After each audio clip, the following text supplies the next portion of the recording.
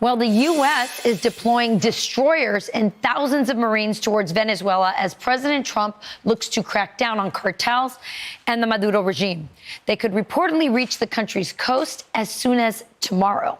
Here to discuss is Dissident Project speaker and an immigrant from Venezuela, Jorge Galicia, along with PragerU political commentator and Venezuelan political refugee, Franklin Camargo. So great to have you both on. I'm going to start with you, Jorge. What is the reaction of Venezuelans? I know you guys are in close contact with people who are living there right now. Over 70–80% of the country voted for the opposition party against Maduro. How are they feeling in this moment, knowing that these destroyers are coming so close to the Venezuelan coast? Well, first of all, Rachel, thank you for having me again. I think many people in Venezuela are extremely optimistic. They cannot really be loud about it because they're facing a terrible criminal regime. If they express their gratitude towards the United States government and towards President Trump for the pressure he's adding against Maduro, they're going to face horrible consequences. That's why you don't really see a lot of expressions coming out of Venezuela. But, you know, I have people there. I talk to them. They are happy. Yeah, I spoke to one of the opposition activists who was holed up in that embassy for over a year before she was rescued. And I asked her, and she said, it's a silent euphoria. And so while they're quietly celebrating what President Trump is doing right now in Venezuela, and frankly, for the whole Western Hemisphere, Franklin, meanwhile, Venezuelans who are living abroad are putting out the most remarkable TikTok, Instagram videos I've ever seen. You're seeing the destroyers coming into the ocean and the planes coming overhead, and YMCA playing, and just the euphoria from the dissident community who's abroad is so palpable, and thankful to the administration. Give us more context to that.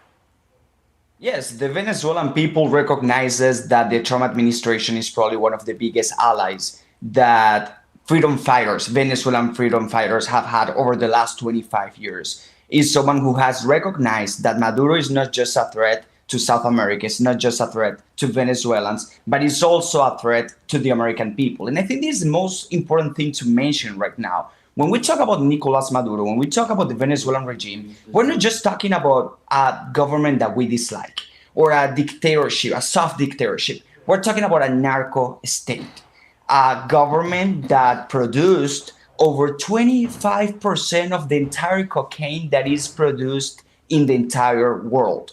It's also a regime that sent Tren de Aragua, the same criminal organization that killed, for example, Lakin Riley, or that killed Jocelyn Nungaray. So there is a need for the American people, for the well-being of the American people in the Western Hemisphere to have a regime change, to stop these cartels. Yeah. But Venezuelans recognize that Trump is an ally, that the U.S. government is probably the biggest hope that we currently have. Jorge, let's talk a little bit about who else is involved with Nicolas Maduro. It's not just the drug cartels, which is serious, and I appreciate Franklin laying that part out. But it's the Chinese, it's the Iranians. Let's talk about the Chinese, because they made a huge play and got away with a lot of stuff while America was looking in the other direction, towards the Middle East, towards Ukraine. And the Chinese were making their move in our hemisphere, in our backyard. Explain.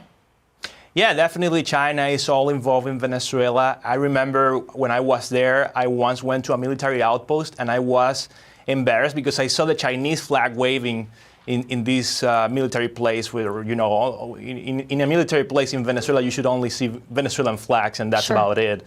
I saw a Chinese flag, I saw a Cuban flag, an Iranian flag.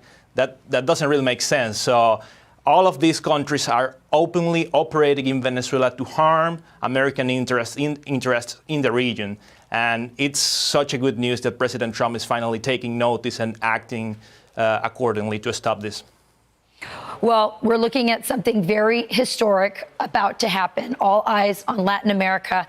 If Donald Trump succeeds if President Trump succeeds in cleaning up the Western Hemisphere from Maduro and his very nefarious influences with cartels, the Chinese and the Iranians, I think it may be his greatest foreign policy success, really ever.